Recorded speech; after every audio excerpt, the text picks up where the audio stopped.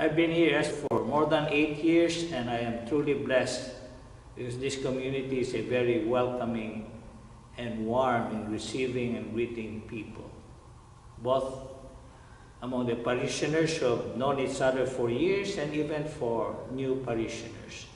And as we go through our lives here as a church, we continue to be inspired and challenged by the Sacred Heart. Jesus, indeed, whose heart is sacred because he has a place, a space for everybody, and people, both young and old, have a special place, those who have special needs, as they call them. Gente que tiene discapacidades, tiene un lugar muy especial en ese Sagrado Corazón de Jesús, which is the name of our parish. And certainly we have been taking small steps, and with God's grace we are slowly growing to really show and appreciate and take care of these brothers and sisters of ours who are special needs.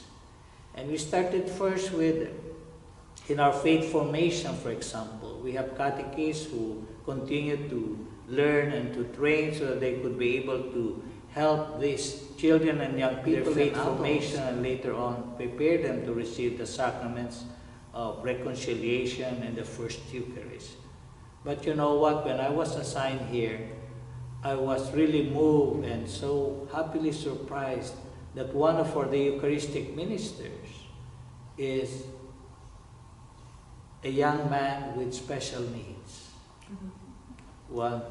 And a member of our choir too is a lady who sings very well, but she has two special conditions. But she too helps. She too is a Eucharistic minister, by the way, Judy, and then later on we have, as I mentioned in our faith formation, we begin to open our program to families that they send their children or their young people, because indeed we are willing to have them prepare for certainly our focus indeed is not on what they cannot do, but on what they are able to do. And we build on that. So as these persons are preparing for the sacrament of reconciliation, certainly the catechists and the parents, especially the mother, with all due respect to the dads, help one another to prepare this child. For example, first reconciliation, either the mom or the catechist who had been with this person for a number of months, indeed they come, and some of them need indeed a guide which the catechist and the mom have prepared, and they start pointing. And I'm glad that they are well prepared by our catechist. So when they come, they also introduce, by the way, they come first to see the reconciliation room, so they won't be surprised. Of course, I know them personally, so they won't be scared. So all these are preparation before they come for the sacrament. And patiently, I listen, I really make them feel welcome. Que lo hago sentir que no tienen que tener miedo.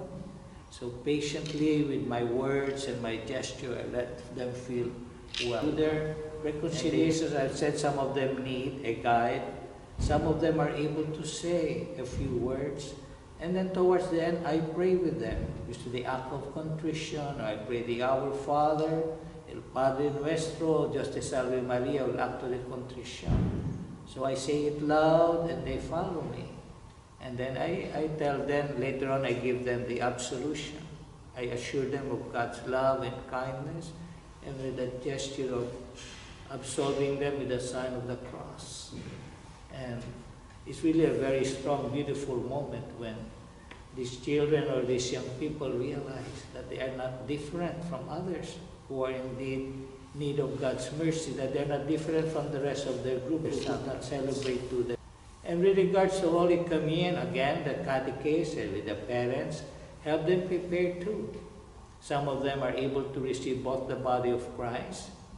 I give them a little if they are unable to do so. Some receive indeed the sacred, the host, the body of Christ. Some indeed receive blood of Christ. So, but it depends on if they are willing or able to do that. So, what is important really is they don't feel as if they are different from the others, but that they belong to their group. They are members of our first formation, first reconciliation class, that they feel members and included of our first Eucharist class. The same too for the sacrament of confirmation. I really work so closely together with the catechists and the parents of these children and young people. There's one young girl, and I know of about 2 or 3 adults who receive. Participate in our faith formation class, in our liturgy, but even in our community activities. You know, one of the DJs is also a young man with special needs, but he is able indeed to be in charge of the music during, for example, our parish festivals or some other activities. We ask him to be our DJ. So that's one example. Young people also participate in our vacation Bible school. And as I've said, we do our best as much as possible that they participate in all activities in our parish, in the liturgy, in faith formation, in our community celebrations, that they really don't feel excluded. That's very important, that they are recognized and are allowed to do what they can and not focus on what they cannot do. Nobody's perfect. I don't do everything either. I don't know everything. I build on God's blessing of what I'm able to do. So I count on His grace. So they are no different from anybody. Something which our deacons and I certainly should pay attention, that we mention these messages, that we continue to teach and encourage the whole community to be more welcoming to everybody without any exception. And special mention to our members at all ages, with those with special needs. Certainly we need to train better our catechists and invite more families to be involved with preparing the sacraments for these members of our parish. So we have to constantly make the message known in the whole parish, in our faith formation classes, in our meetings with our ministers, in the other ministry groups, that we mention this and that we do activities with them. Well, as I said, we started with our faith formation program. We have at least, we're encouraging them to participate in as liturgical ministers. As I have mentioned already, we have 2 Eucharistic ministers, young people with special disabilities. We have a member in the choir, also he sings very well. Some are members of the Knights of Columbus too, and they help in the activities that the Knights of Columbus organize in our parish and our community. Church, and we are to continue Christ's mission.